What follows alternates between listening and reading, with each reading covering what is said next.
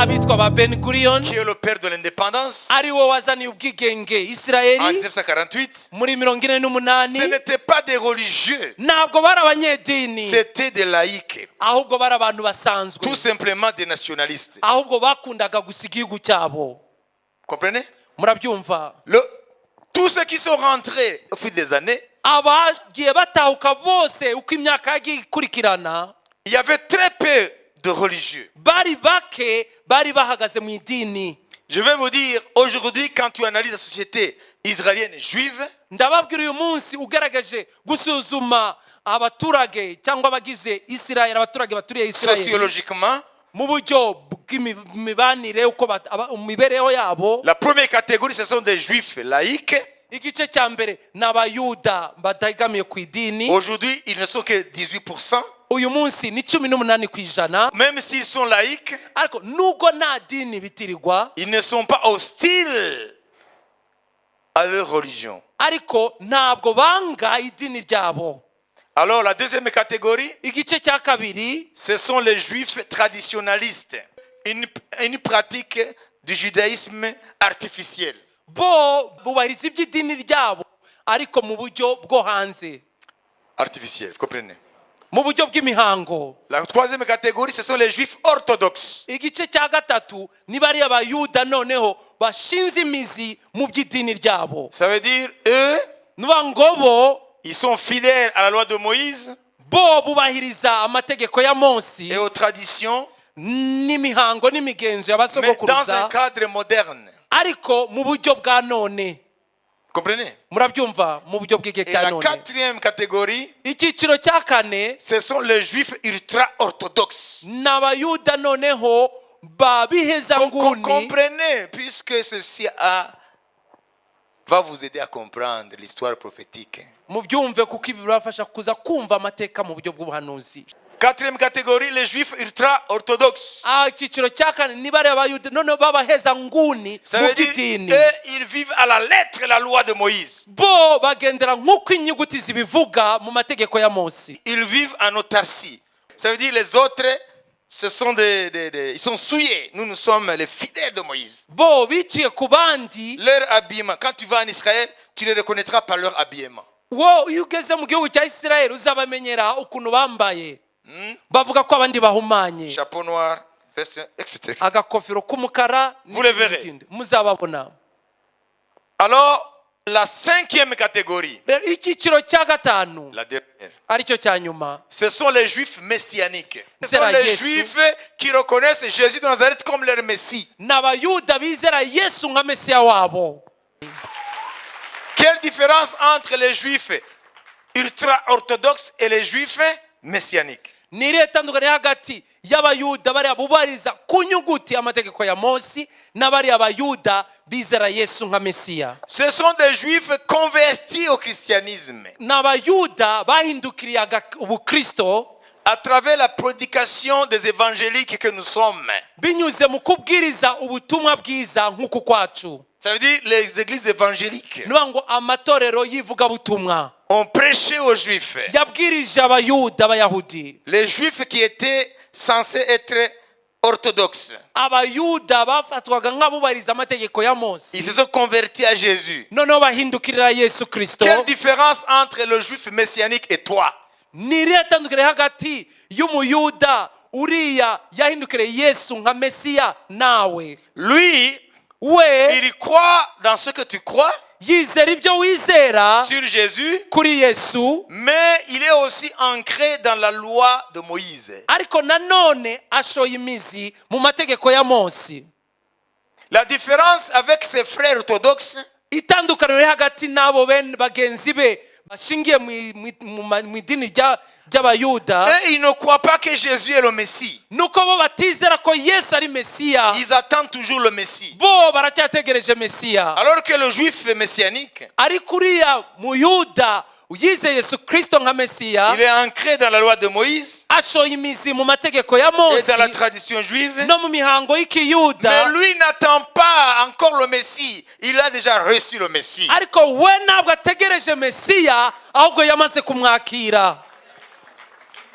Alors si tu vas en Israël, tu trouveras ces catégories. rero nugera muri isirayeli uzahasanga ibyo byiciro bitanu. Alors, en ce qui concerne le projet du troisième temple, rero ku byerekeranye n'umugambi w'iriya ngoro ya gatatu, quelle est la position de ces catégories? ibyo byiciro bihagaze bite? Souvenez-vous, nous sommes dans le thème des temples et de l'église. Mwibuke turi kuri uriya mutwe ujyanye n'ingoro n'itorero. Amen. Sibyo? Alléluia. Amen. Les juifs orthodoxes, bariya bayuda bashingiye mu mihango ya Mose n'amategeko ye, écoutez, eux, ils croient bo bizera que ce ne sont pas eux qui vont construire le temple.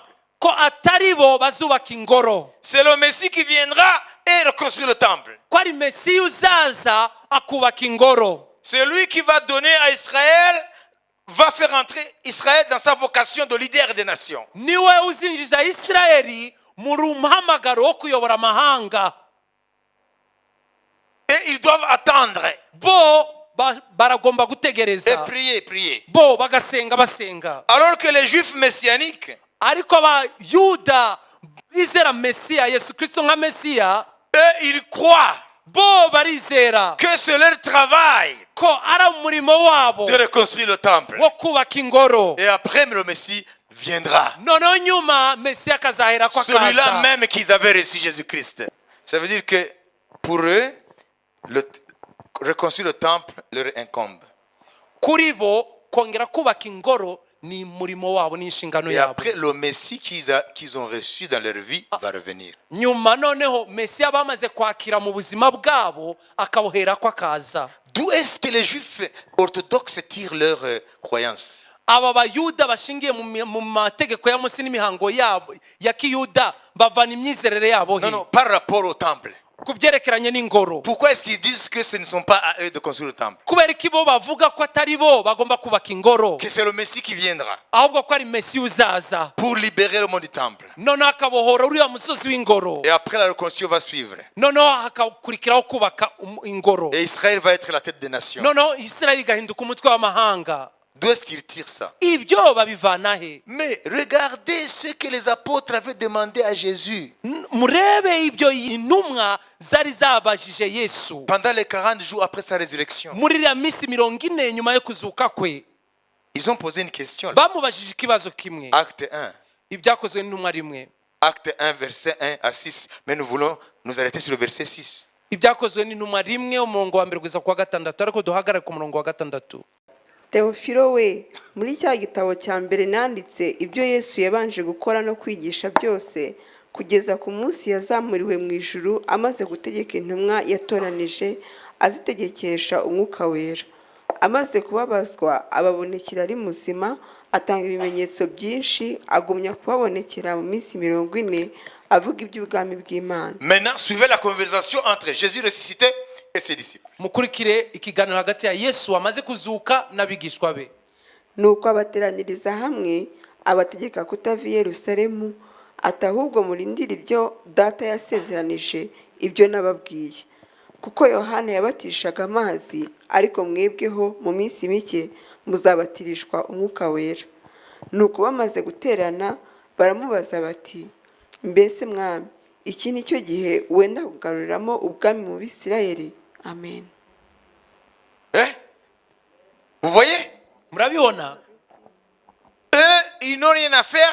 C'est le Messie qui redonnera à Israël sa prééminence sur les nations. Bo ntacyo bafite cyo gukora, ahubwo ni Mesiya azongera agaha Isirayeli gusumba andi mahanga. Parce que Israël n'a pas de royaume. Kubera ko Isirayeli yo nta bwami ifite. Jésus est né sous l'Empire romain. Yesu yavukiye ku ngoma y'Abaroma. Israël est la queue des nations. Isirayeli n'umurizo w'amahanga. Dominé par Babylone, Yabanje gutegekwa na Babuloni, dominé par l'Empire médo-perse, uza gutegekwa n'ubwami bw'Abamede n'Abaperesi, dominé par la Grèce d'Alexandre le Grand, uza gutegekwa n'Abagiriki bayobowe na Alexandre le Grand, dominé par l'Empire romain. uza gutegekwa n'Abaroma. Voyez? Murabibona? Ça veut dire tour à tour les empires ont dominé Israël. Niba ngo ubwami ku bundi bwagiye busimburana mu kutegeka ku Isirayeli. Mais leur Bible Ariko Bibiliya yabo leur dit le contraire. babwira ibinyuranye Si vous nabyo marchez dans mes lois, nimugendera mu mategeko si yanjye vous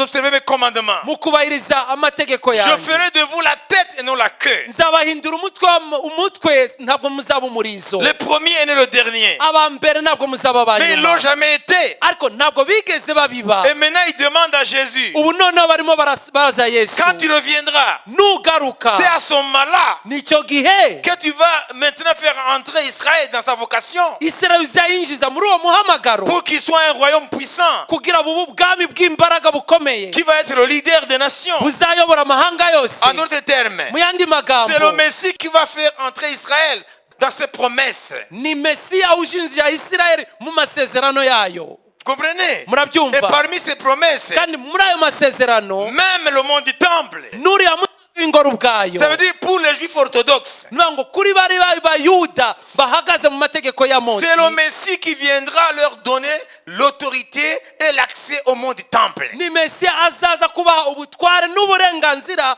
kuri uriya musozi w'ingoro C'est lui qui va les diriger dans la reconstruction du temple. niwe uzabayobora mu kubaka ingoro Vous savez, la venue du Messie est précurseur de la reconstruction du temple. niyo ngo kuza kwa mesiya bibanziriza ukubakwa kw'ingoro Et pour les juifs messianiques, ku bayuda rero bizeye yesu nk'umwami le n'umukiza retour de Jésus ukuza kwa yesu doit être précédé par la reconstruction du temple. ko kugwiye kubanzirizwa no kubaka ingoro Alors aujourd'hui, rero uyu munsi le mouvement de ceux qui veulent rebâtir le temple uwo mwuka wabo bashaka kongera kubaka ingoro a gagné plus de 51% des juifs. umaze gufata abarenze 51 ku ijana by'abayuda Les juifs maintenant, abayahudi uyu munsi qu'ils soient orthodoxes baba abegamiye mu mategeko ya ou mose juifs messianiques, cyangwa abizeye yesu kristo nk'umwami pour la première fois dans l'histoire d'Israël moderne, bwa mbere mu mateka ya isirayeli ya none maintenant, que ce soit en politique, haba mu bya politike par exemple le parti au pouvoir Likoud, nk'urugero le parti travailliste Umu- de Benjamin Netanyahu et les autres. ishaka riri ku butegetsi ryitwa likudi ariryo rikuriwe na netanyahu Hein? Vous comprenez? murabyumva Que ce soit en politique, haba muri politike dans l'armée, cyangwa mu ngabo dans les différents postes de décision, mu nzego zinyuranye zifata ibyemezo les juifs abayahudi orthodoxes, bariya bahagaze mu mategeko ya mose aussi messianiques, ariko nanone bizeye yesu nk'umwami n'umukiza ils sont en train de gagner en force. barimo baragwiza imbaraga Ils sont en train de prendre les postes de décision. barimo barigarurira inzego zifata ibyemezo La problématique du troisième temple ikibazo cyerekeranye n'ingoro ya gatatu commence à être un problème national. gitangiye kuba ikibazo kireba igihugu Ce n'est pas une question des éliminés. ntabwo ari ikibazo cy'abariya babaswa bari aho Messie, temple, vous voyez. ibya mesiya iby'ingoro Quand les juifs laïcs étaient majoritaires, igihe rero bariya bayuda batari abanyedini bari benshi vous comprenez? Question du temple, monde du temple, les lieux saints, le Messie, c'était pour les éliminer. ibyo by'ingoro ahantu hera hatagatifu habake Messi. ibyo ngibyo bya mesiya ibyo byari abantu babaswa bari aho Mais il ngaho y a une dizaine d'années, ariko hareshize imyaka isaga 10 ceux qui réclament le Messie, abafuza mesiya ceux qui veulent le temple, abashaka ingoro quel que soit le prix à payer, utitaye ku kiguzi batanga ils sont en train de gagner en force en Israël. barimo kugwiza imbaraga muri isirayeli Le problème de la reconstruction du troisième temple ikibazo cyo kubaka ingoro ya gatatu est en train de devenir un problème national. kirimo guhinduka ikibazo kireba igihugu cyose Et les nations ont peur kandi amahanga afite ubwoba en voyant la dynamique de la société juive en Israël aujourd'hui. mu kubona uko guhaguruka kw'abayahudi uyu munsi Les spécialistes du Proche-Orient, inzobere ku bibazo byerekeranye n'iburengerazuba en voyant la montée en puissance des juifs orthodoxes et messianiques, mu kubona guhaguruka mu mbaraga z'abariya bayuda bizeye yesu n'abariya bashingiye mu mahame ya mose ils commencent à être majoritaires au Parlement, Knesset. batangiye kuba benshi muri parlement yitwa Knesset inteko nshinga amategeko Hein? Vous comprenez? murabyumva Ça veut dire qu'ils commencent à être majoritaires niba ngo batangiye kuba benshi kwiganza dans le Parlement israéliens. umubare ni mwinshi wabo mu nteko nshingamategeko y'igihugu cya isirayeli. Danger. Ingaruka mbi ni zihaho. Si les juifs mu gihe aba bayuda orthodoxes et messianiques bakiriye yesu nk'umwami n'umukiza n'abahamye muri Mose sont majoritaires ari au benshi Parlement, mu nteko nshingamategeko ya quel est le isirayeli, danger? ingaruka ni izihe?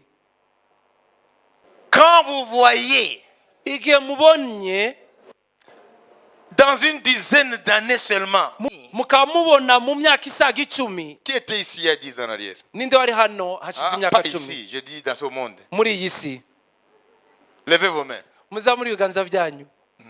Tout le monde était là, Muri wese yari hano, n'est-ce pas?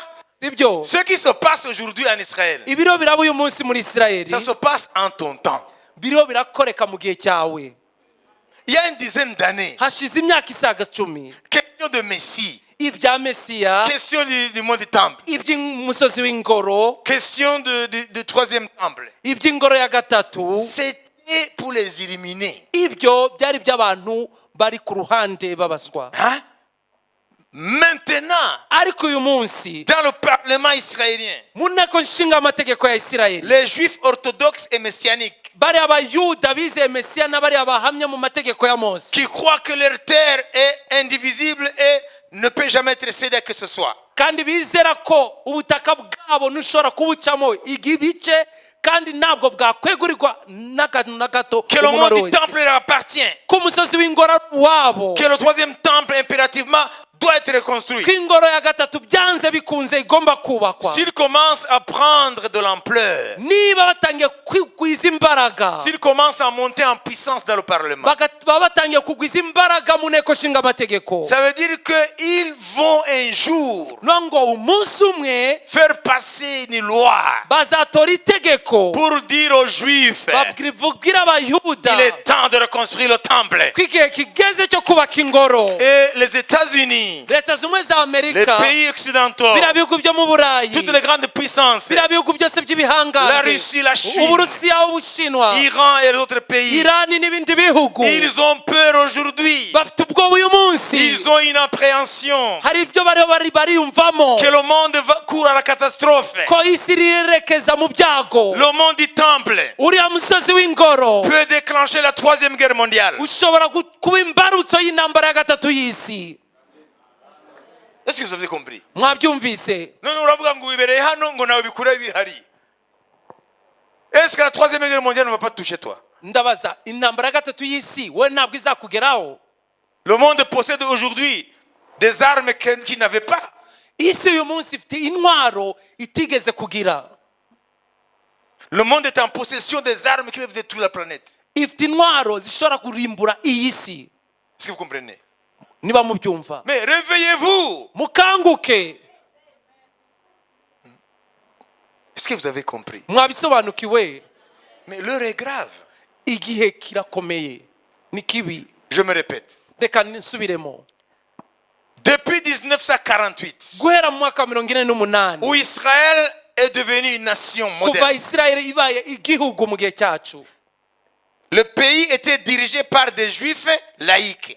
icyo gihugu nvuga ngo Isirayeli yari iyobowe n'abayahudi bategamiye ku idini, Uniquement des nationalistes bari abantu gusa bakunze igihugu cyabo, qui veulent leur pays. bashaka igihugu cyabo.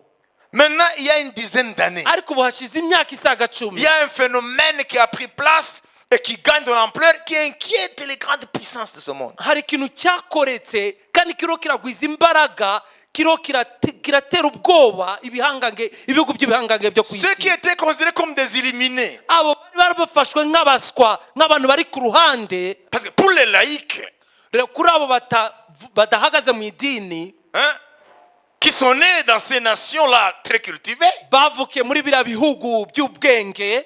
vous savez que l'Allemagne, Murabizi ko Ubudage ça a été le premier pays à produire des philosophes. cyabaye igihugu cya mbere cyakomotsemo Le pays le abafilosofe, plus cultivé de l'Europe. aricyo gihugu cyuzuye ubwenge cyo mu Burayi, Malgré ce qu'il a commis d'irréparable. utitaye ku byo yakoze. Beaucoup de philosophes que nous apprenons à l'école, ce sont des philosophes allemands. Abafilosofe benshi twiga mu ishuri bakomoka mu Budage. Karl Marx, uwitwa Karl Marx juif allemand. ni umuyuda w'umudage. Heidegger, Uwitwa Heidegger, Goethe, uwitwa Goethe, Schopenhauer, Schopenhauer, Nietzsche, Nietzsche, Kierkegaard, Kierkegaard et les autres. n'abandi. Ce sont des philosophes allemands. N'abafilozofe b'abadage Ils ont influencé le monde. bagize impinduka ingaruka ku Et la isi, plupart des philosophes allemands, kandi abenshi muri abo bafilozofe b'abadage c'est des juifs. n'abayahudi. Et voilà, Israël, None dore Isirayeli dans les premières années, mu myaka ya mbere est piloté par Oh, l'Occident rationaliste, cartésien. ihetswe na Piloté. Ça veut dire ceux qui dirigent Israël. iyobowe n'ibitekerezo byo mu Non, ce sont Burayi. des juifs qui ont grandi dans les écoles modernes, ok, qui ont les philosophies séculières. Mu ntangiriro abayobozi bayoboye igihugu cya Isirayeli ni abaturutse mu bihugu by'Uburayi bakuriye mu La bwenge Russie, l'Europe, bw'Iburayi, Uburusiya n'ibindi bihugu plein de la philosophie séculière. buzuye ubwenge bw'isi. Comprenez? Murabyumva? Alors on leur parle de temple, de Messie, de lieux saints. Pour eux, c'est pour les éliminer. Bakababwira noneho ngo iby'inkoro ibya messianique ibyo ni ibintu by'imyuka Mais ils ne bidafututse. savaient pas que, mais quoique ils ne croient plus au Dieu de leur père, mais ils sont en train d'être utilisés par Dieu pour accomplir la prophétie. Ariko hari icyo batari bazi ko nubwo batizera Imana y'abasogokuru babo bariho barasohoza ibyo ubuhanuzi buvuga. En travaillant pour la naissance d'Israël, Mu kurwana ishaka ryo kuvuka kwa Isirayeli ils étaient en train de marcher sur la parole prophétique. barimo baragendera ku ijambo ry'ubuhanuzi, Et la réussite qu'ils ont eue, kandi intsinzi bagezeho mais c'est parce que c'est la prophétie qui s'accomplit. ni ukubera ko ari ubuhanuzi bwarimo gusohora. Qu'est-ce que je veux dire par là? Ni iki gishatse kuvuga aho ngaho? Que tu sois croyant ou pas, Waba wizera cyangwa la n'ubutizera, parole de Dieu peut t'utiliser. ijambo ry'Uwiteka rishobora kugukoresha. Est-ce que vous avez vu un corbeau croire? Mwigeze mubona ikiyoni cyizera, igikona cyizera? Mais le corbeau a accompli la prophétie. Ariko ikona cyashoje ubuhanuzi. Est-ce que vous avez vu Mwigeze mubona un cheval croire? ifarashi yizera? Mais un cheval a accompli la prophétie. Ariko ifarashi yasohoje ubuhanuzi. Est-ce que vous avez vu un poisson croire? Mwigeze mubona ifi yizera? Mais le poisson a avalé Jonas Ariko ifi yamize Yona pour accomplir la prophétie de Jésus 3 jours dans le tombeau. kugira ngo isohoze ubuhanuzi bwa Yesu iminsi 3 mumva. Ça veut dire Ni ukuvuga ngo la parole prophétique de l'Éternel, ijambo ry'ubuhanuzi la ry'Uwiteka, parole prophétique de Jéhovah, ijambo ry'ubuhanuzi rya Yehova quand elle commence à se mouvoir, iyo ritangiye kugendagenda elle ne choisit pas. ntabwo rihitoranya. Celui-là croit, Uriya ko yizera je peux aller avec. nshobora kugendana nawe Parce qu'il comprend. kubera ko asobanukiwe Il peut être mon coéquipier. ko ashobora gufatanya Nous nanjye, avons les mêmes visées. ko dusangiye icyerekezo, Nous avons les mêmes craintes. dusangiye ukutinya. Si on ne réussit pas, Nitutagera ku ntego la honte est sur moi et sur lui. azakogwa n'isoni ari jye nawe. Non. Oya, Lorsque la parole est lancée, ijambo risohotse, lorsque Dieu dit, Imana ivuze, maintenant Ézéchiel, nonaha Ezekiyeli tel chapitre, tel verset, iki gice uyu murongo, moi l'Éternel, je décrète jye Uwiteka que ndategetse cette parole entre dans l'histoire. iri kuri ijambo ryinjiye mu Même mateka. si tu es païen, Nubwo wari tu vas umupagani exécuter la parole. uraza gusohoza iryo jambo, Tu vas exécuter la parole. uzasohoza iryo jambo. Ça, c'est la puissance de la parole de Dieu. Izo nizo mbaraga z'ijambo ry'Imana. Theodore Hertz, Uwitwa Theodore Hertz mais il ne croyait pas. ntabwo yari umuntu yizera, Uniquement un intello. yari umuntu w'umunyabwenge gusa, Il était juif dans le sang. yari umuyuda mu maraso, Mais la tête, c'était un occidental. ariko umutwe wari wuzuye iby'uburayi C'était un by'abanyaburayi. cartésien. Yari umunyabwenge gusa, C'était quelqu'un de la raison. yari umuntu ukoresha ubwenge Mais la gusa, parole l'a utilisé. ariko ijambo ryaramukoresheje. David Ben Gurion, Uwitwa David Ben Gurion le père de l'indépendance d'Israël. ariwe yaboneye independence y'isirayeli Hein? Celui qui a proclamé le 14 mai 1948 l'indépendance d'Israël moderne. uriya yatangaje ku 14 z'ukwa gatanu 1948 ubwigenge bwa isirayeli Mais ce n'était pas un croyant. ntabwo ari umuntu Il a yizera grandi en Russie. yakuriye mu Il burusiya a grandi dans les côtés de l'Empire russe. akurira muri buriya bwami bw'abarusiya Mais il a été utilisé par la parole. ariko yarakoreshejwe n'ijambo Sans croire en cette atizera parole. atizera iryo jambo Il a accompli la parole de Dieu. asoza ijambo ry'uwiteka Il faut comprendre la prophétie. ukwiye gusobanukirwa ubuhanuzi Et elle s'accomplira certainement. buzasohora byanze bikunze Comme personne ne peut arrêter l'aurore de venir. niba umuntu adashobora guhagarika umuseke gutambika Personne ne peut arrêter la parole de Dieu de s'accomplir. nta n'uwahagarika ubuhanuzi bw'imana gusohora Nobody can stop the fulfillment of the word. nta muntu ashobora guhagarika ugusohoza kw'ijambo Hallelujah. amen Believe in the word.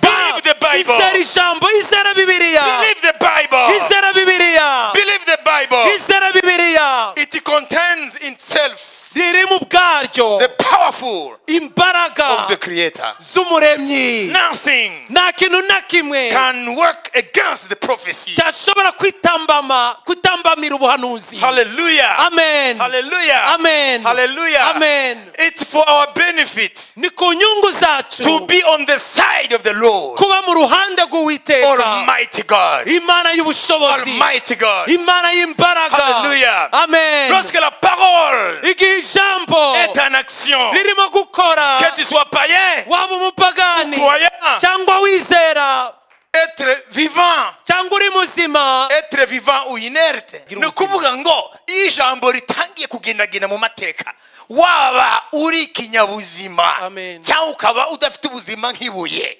Hallelujah. Hallelujah. Amen. You must move ugomba kugenda to fulfill gusohoza God's will. ubushake bw'uwiteka Qui a compris là? ninde wabisobanukiwe hanyuma ngo jewe ngo rwose ngo imana ngo narayisenze ngo akazi nako kaboneka inzara igira insina mu muhanda ngo believe the word. izera ijambo Believe the word. izera ijambo Keep believing komeza wizere until kugezaho the fulfillment risohoye of God's promise. risohoye ubuhanuzi amasezerano y'uwiteka Tu as compris? ninde wabisobanukiwe Quand Dieu se lève iyo imana ihagurutse pour accomplir sa parole, ngo isoze ijambo ryayo toutes choses ibintu byose entrent en travail bitangira gukora dans cette direction-là. muri icyo cyerekezo. Alors, écoutez, rero mutenge amatwi c'est ce qu'aujourd'hui nous allons finir avec. nibyo tugiye gusorezaho uyu munsi. Il y a 10 ans, hari hashize imyaka isaga 10 presque, à peu yenda près, kugeraho 10 ceux qui étaient majoritaires en Israël, abari benshi muri Isirayeli ça veut dire les juifs athées et d'autres les juifs laïcs. n'abayuda abayuda batizera n'abayuda batari mu idini na rimwe. Ils étaient majoritaires dans l'armée, dans le Knesset, partout. Bari benshi mu gisirikare bakaba benshi no mu nteko hose, En politique partout. muri politike no mu bindi byose mu nzego zose. Maintenant, ils commencent à passer dans la catégorie minoritaire. uyu munsi batangiye kuba bakeya. Maintenant, ils ne sont que moins que 18%. ubu ni hasi ya 18%. Les conséquences, ingaruka c'est qu'ils vont se retrouver dans le Parlement les mêmes personnes qui croient en la Bible et qui croient au retour du Messie. nuko hazisanga mu nteko nshingamanekeko bari abantu bizera bibiliya bakizera no kugaruka kwa Mesiya. Ils vont se retrouver presque dominant le Parlement. bazisanga aribo benshi mu nteko Et ils vont voter une loi kandi bazatora itegeko pour que le monde du temple kugira ngo umusozi w'ingoro soit ramené wongere ugarukire sous l'autorité absolue d'Israël. munsi y'ubutware bwa Isirayeli. La déclaration Balfour, ririya tangazo rya Balfour qu'est-ce qu'elle dit? rivuga iki? En l'occurrence, kimwe muri ibi: lorsque les Juifs seront en Palestine dans leur foyer national, abayuda nibamara kugera muri palestiniya mu gihugu cyabo, ils doivent éviter à ce que ils entravent ou ils vont à l'encontre des droits civiques uburenganzira bw'abaturage et religieux des peuples non juifs. n'ubw'idini bw'abaturage batari abayuda. Murumva? Déclaration ya Balfour avuga ngo nimugera hariya muri Palestine muzirinde kubangamira uburenganzira bw'abatari abayahudi mwasanze, yaba uburenganzira busanzwe bw'umusitoyen cyangwa bw'imisengere. Est-ce que vous comprenez? Murabyumva? Vous comprenez?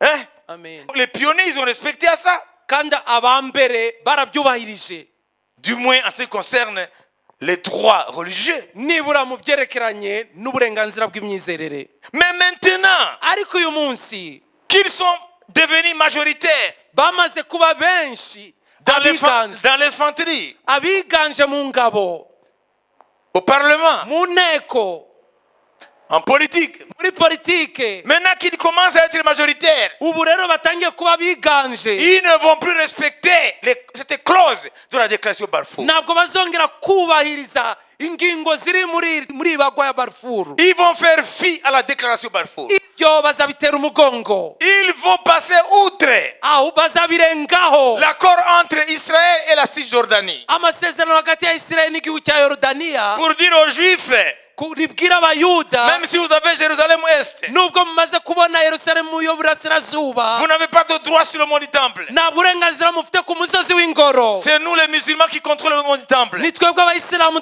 tuyobora umusozi w'ingoro. Interdit aux Juifs d'aller y prier. Birabujijwe abayahudi kujya kuhasengera. Ça, c'est la loi qui est en vigueur aujourd'hui. Iryo niryo tegeko ririmo rirakora uyu munsi. Vous verrez les soldats israéliens protéger le mont du Temple pour que les Juifs n'y aillent pas. Muzabona abasirikare b'abayahudi bazengurutse umusozi w'ingoro babuza abayahudi kujya kuhasengera. Pas empêcher les musulmans, Ntabwo babuza abayisilamu, empêcher les Juifs. ni ukubuza abayahudi.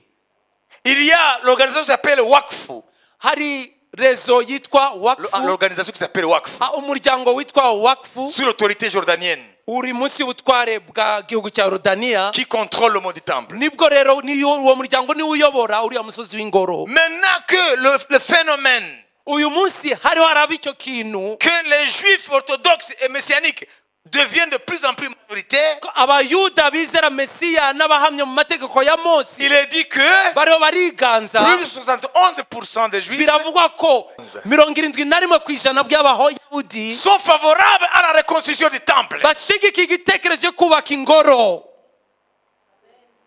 Ça veut dire que nous sommes à deux doigts Niyo ngo turi hafi au cyane déclenchement aho haba imbarutso, de la crise la plus majeure de l'histoire de l'humanité. imbarutso y'amakuba mu mateka y'isi. L'Amérique le sait, Amerika irabizi, l'Europe le sait, Uburayi burabizi, la Russie le sait, Uburusiya burabizi, la Chine le sait, n'Ubushinwa, toutes les grandes puissances, ibiriya bihugu by'ibihangange elles byose savent pertinemment barabizi nta gushidikanya que si Israël ko mu gihe Isirayeli vote une loi yatora itegeko autorisant aux Juifs orthodoxes et messianiques ryemerera abayahudi bashingiye muri Mose n'abizera Mesiya pour avoir accès au mont du Temple, kugira uburenganzira kuri uriya musozi w'ingoro, ça va déclencher un conflit mondial. bizaba imbarutso y'intambara y'isi yose. Ils le savent très bien. Ibyo barabizi. Donc le mont du Temple, Rero uriya musozi w'ingoro, même si c'est un petit territoire par rapport au monde, nubwo ka ari agace gato urebeye uko isi ingana, c'est une bombe à retardement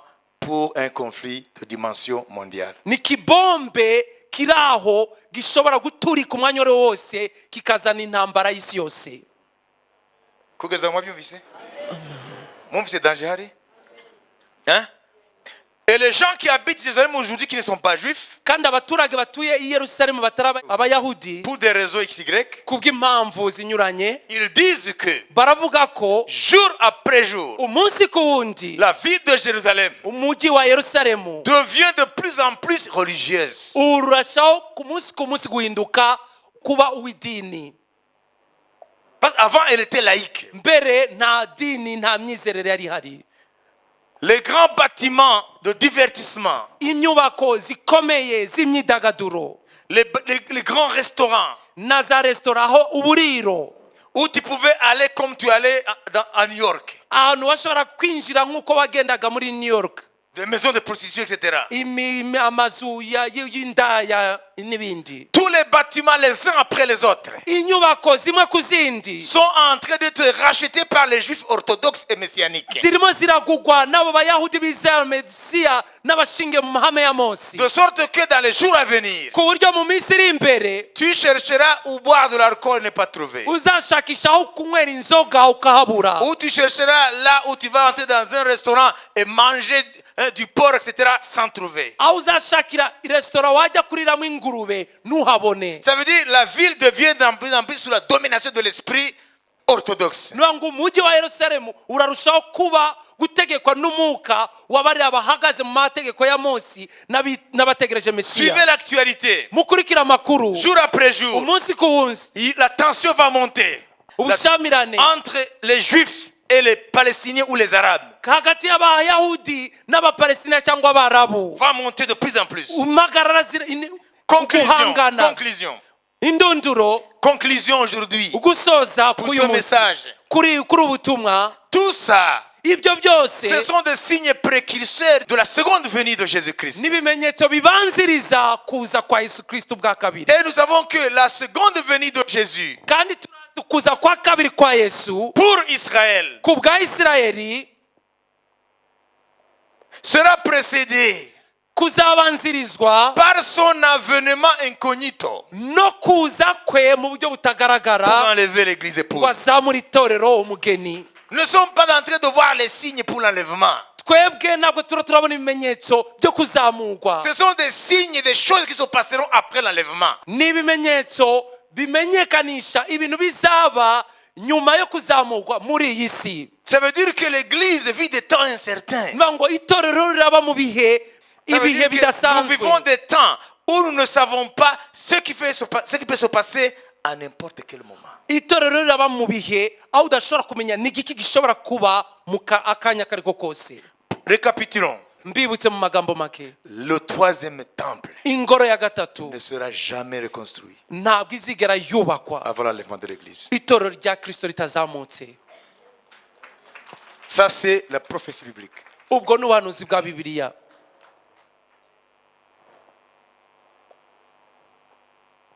Et d'après les signes, Kandi ushingiye ku bimenyetso, les Juifs sont prêts abayahudi bariteguye à reprendre le mot du temple. kwigarurira uriya musozi w'ingoro. Ils ont tout maintenant pour reconstruire le temple. Bafite byose uyu munsi byo kongera kubaka ingoro yabo ya gatatu. Qu'est-ce qui les fait attendre? Ni igiki gitumye bategereje? C'est l'enlèvement. Ni ukuzamurwa kw'itorero. Et puisque l'enlèvement se passera en un clin d'œil, Kandi kubera ko kuzamurwa kw'itorero kuzaba mu kanya ko guhumbya, à la nanoseconde, mu kanya gato cyane, ça veut dire 1 milliardième de seconde. ni igice cya miliyari y'isegonde, itorero rizazamuka. Et le monde va se rendre compte que les vrais chrétiens ne sont plus là. Isi nibwo izabona ko abakristo b'ukuri batagihari mu isi. Hazaba ikiriyo, ndarangije. Hazaba ikiriyo mu gihugu cyose cyo ku isi, mu gace kose ko ku isi, kuko nta na hamwe Imana idafite abana bayo. Aho niho hazaba ikibazo rusange. Kuko igihe abantu bari barapfa za Darfur, abantu bari barapfa tuvuge muri Syria, wowe ushobora kumva ngo biri kure n'ibyahariye. Okay? Nta narimo higeze kuba ikibazo rusange cy'isi. Nizira ntambara z'ibiki byose nuko zagiye zigira ari ibihugu bumvaga ko bibera kure. Muryumvise? Ariko kuzamuka kw'itorero rya Yesu Kristo nicyo kintu cya mbere kizakora kuri buri gihugu cyose, buri gace kose. Alors serrez vos ceintures. Rero mufunge imikandara yanyu Bientôt, vuba aha ou même aujourd'hui, cyangwa ndetse no munsi, l'avion de l'Esprit Saint peut décoller. indege y'umwuka wera ishobora kuzamuka. Alors, toi qui n'es pas à bord, Wowe rero utaramara kwinjira mu ndege, welcome on board. ngwino winjire mu ndege. Welcome on board. ngwino winjire mu ndege. Et ce qui était pris comme de la folie Ibyari bifashwe nk'ubusazi va être réalité. bizaba impamo, Et l'église hanyuma itorero va être reconnue bizamenyekana que c'était une entité que le monde ne connaissait pas. ko cyari ikintu isi itazi. Parce que l'église aujourd'hui, c'est une association. Kubera ko uyu munsi itorero ni nka association y'umuryango, C'est une religion. idini, Hein? Sibyo? N'ishyirahamwe ry'abihebye. N'ishyirahamwe ry'ibi n'ibi twisungane. Hano hanze itorero ry'Imana baryita amazina menshi. Ariko uwo munsi indege nimara kuzamuka Amen. bazamenya itorero icyo ari cyo. None ashaka kubaza, wowe koko uri muri iyo ndege?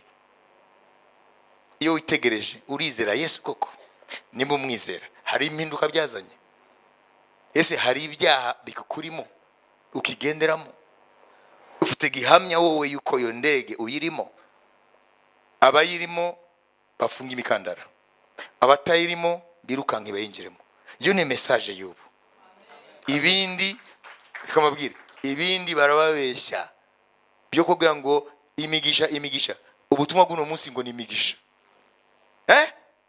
Ngwino Yesu araguha perike.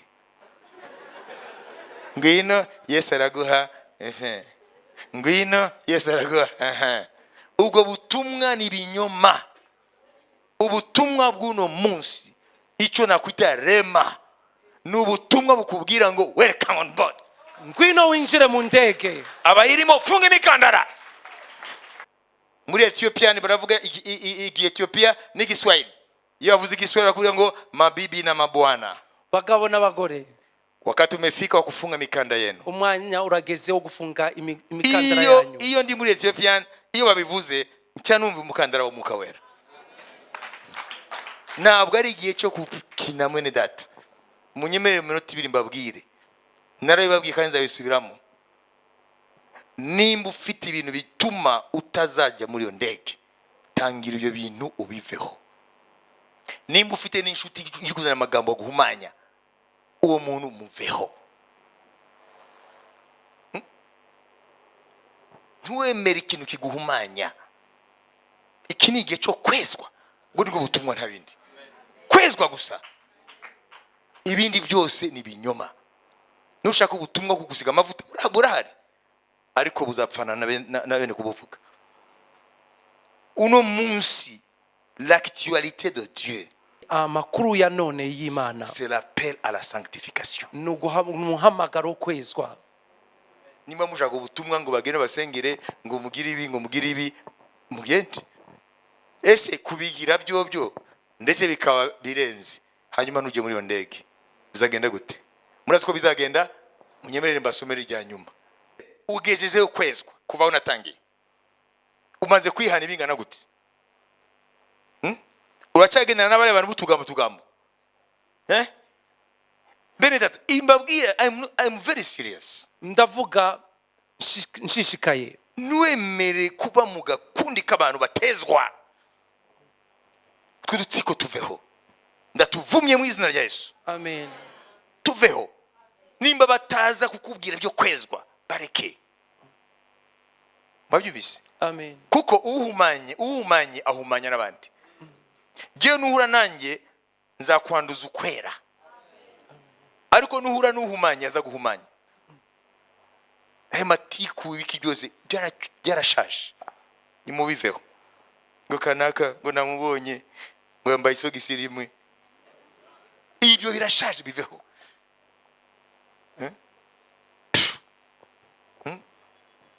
Muranyumva? Amen. Abadamu nabo ndabakunda cyane, ariko nshaka kubahugura. Ntimuzongere gutumwa cyane muvuga iby'imisasi, iby'imyambarire, ibyo gusiga inzara ku kunuzeya, ngo noneho ibigezwe n'ubururu, ngo musige muzara, ngo uracyari ku mutuku n'umutuku harya. Ni mubiveho. Nimba mwabihaga iminota 10 muhuye, mubihe iminota 5 basi. 10 muvuge muti welcome on board.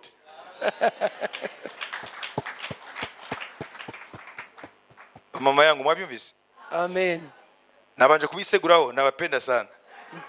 Kwa nawapenda nataka musikose ndani ya nini? ntimuzabure ndege. mu ndege. Amen. Amen. Ngewe Imana ntabwo izavuga ngo ntabwo nababwiye, narababwiye. Okay? Amen. Imana yabwiye abayuda mbere ko ibyago bibageraho bya Nebukadinezari, mbere ko Babuloni batera, ngo iryo jambo ndarikunda, ngo igihe cyose ngo nazinduwe kare ngo no kubaburira. Babonaga Imana izinduka mu miryango yabo? Igihe cyose Yeremiya yababwiraga, ni Imana yababwiraga. Namwe nimuzarindire Yesu ngo azaza hano n'amaguru ye aboneka. Yesu wari aravugira muri ye. Amen. Nimutabyumva azababwira ngo nahagaze hari amezi 2. Remember, mubyibuke. February and ngo narababwiye, abimenyetso narabibahaye. Hanyuma ngo muzambwira ngo ko tutakubonye se, twari no kwigeti ntabwo wahanyuze. Nibana tubwiye ko bakubonye. Ngwe ntago mwambonye. Kwa gatatu ni mwambonye, kwa gatanu ni mwambonye, ku cyumweru ntago mwambonye, ntago mwambonye. Bati twabonye guzongo model France. Ninde yari muri we? Bwana sifiwe sana. Amen.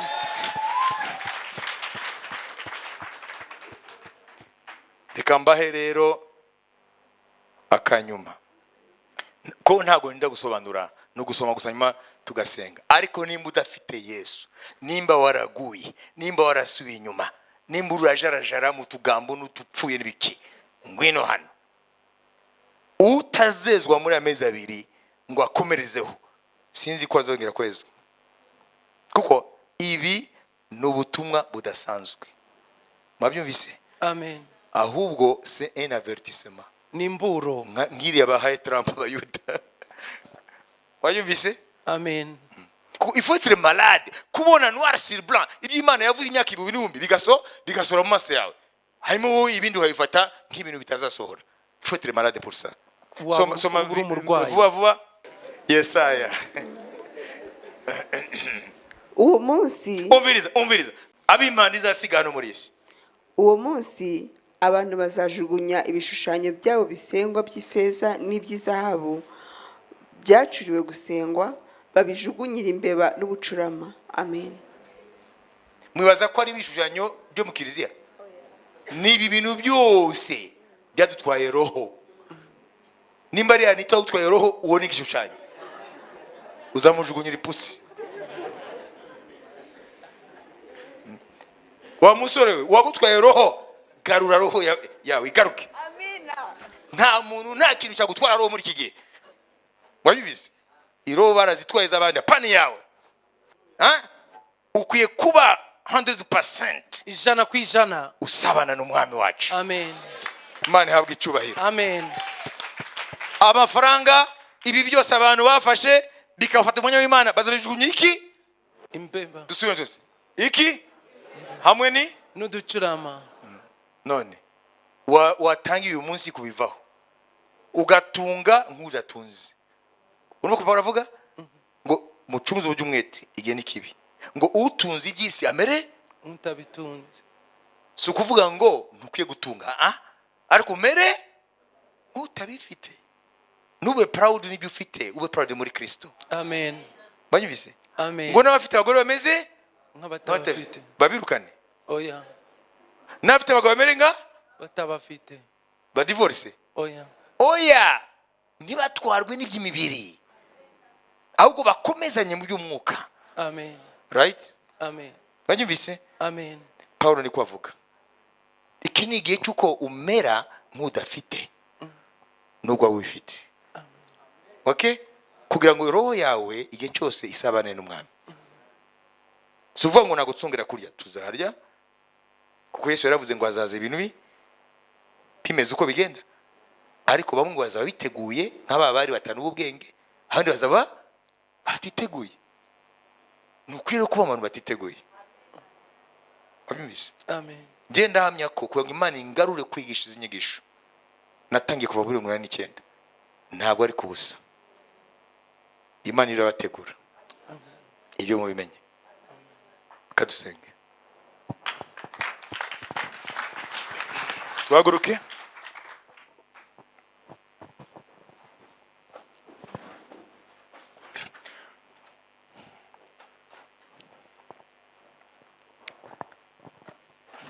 utarakira Yesu araza gufata kanya sigare hano abakozi Imana bamufashe, ariko ningasenge itorero kubyerekeye gushikama rero, kugira ngo ushishikare kwezwa nawe. Nimba ari ibyaha ukomeze ubyihane kandi ubireke. Amen. Zamuroko yawe. Mbabwira akantu kamwe ka Albert Einstein yavuze. Zamuroko yawe. Albert Einstein, uyu Albert Einstein qui était un Allemand juif, yari umudage umuyahudi, qui est devenu plus tard américain en fuyant Hitler, nyuma aza kuba umunyamerika aho maze guhunga Hitler. l'un des plus grands scientifiques du monde de tous les temps. Numwe mu banyabwenge, abashakashatsi b'abanyabwenge bo mu bihe byose. Yes, il fait partie des pierres angulaires de la science ari moderne.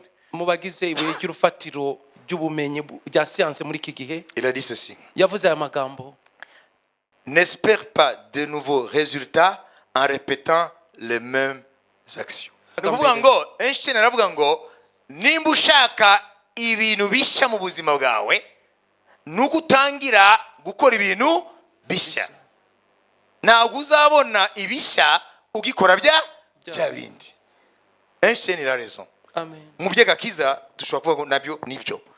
Nimba ushaka ko ubuzima bwawe buba nk'uko Imana ishaka, tangira gukora ibintu bishya, fata ingamba nshya zishingiye ku ijambo ry'Imana. Ingaruka resultat zizaba nshya. Ariko nuguma hano ugasubira muri bya bindi, nta ngamba nshya ufata, nta bitekerezo bishya uyubakamo, uzakomeza gukora bya bindi, ntabwo uzigera uhinduka. Abyubise. Amen. Nushaka resultat nshya, kora ibintu bishya. Right? Sibyo? Albert Einstein, il a raison? Est-ce qu'il a raison? Afite ukuri. Hein? Nouveaux résultats, Ingaruka nshya nouvelles initiatives. n'intego nshya. Amen. Ubu rero dufite initiative yo gukiranuka, dufite initiative yo kwezwa, tugiye gupoza les actes bizisha Gukora imirimo mishya kugira ngo results nawe zibe nshya, n'ingaruka zibe nshya. kuko muhamagaye kuba batagatifu. Amen. Imana yahamagaye kuba abera. Amen. Tangira ubibe ibitekerezo byera, tangira ubibe amagambo yera, tangira ukora ibikorwa bishimwa n'Imana. Automatically change izaza. Bizikora ubwabyo. Ntabwo uzarina kwishakisha, abantu bazabona change muri wowe. Amen. Hallelujah. Amen. Natwe hano muri Bete tutakubona ku munsi uhinduka positivement. Hallelujah. Tule tumaneno hauna tena ni hallelujah, amen. Ha? Wajibisi? Jamingo. Uzati hallelujah, amen. Ibikorwa bishya bibyara impinduka nshya. Zamura amaboko yanyu. Data, ndakweretse abana bawe, tumaze kumva ijambo ryawe rihambaye, tumaze kumva ibimenyetso byawe aho bigeze. Uri kuruga Mwami, nta gushidikanya. Uhe umuntu wese umutima wo kwezwa, umuntu wese gufata ingamba nshya zo gukiranuka. Uzana inyota n'inzara byo gushaka ubwami bwawe no kiranuka kwawe.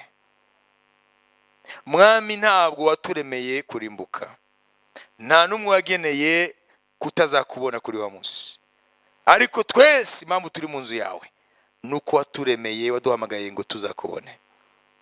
Reka rero Mwami, buri muntu wese mu buzima bwe, aho atuye, aho akora, aho yiga, aho ari hose, Mwami umushishikarize kwezwa kugira ngo kuri wa munsi aza gusanganire.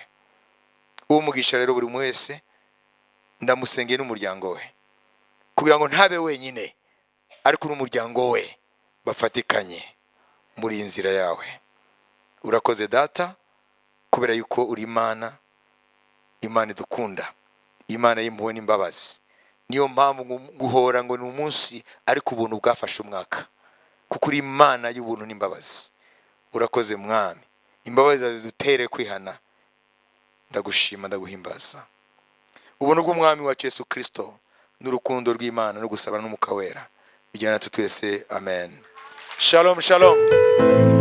Mwami abagirire neza.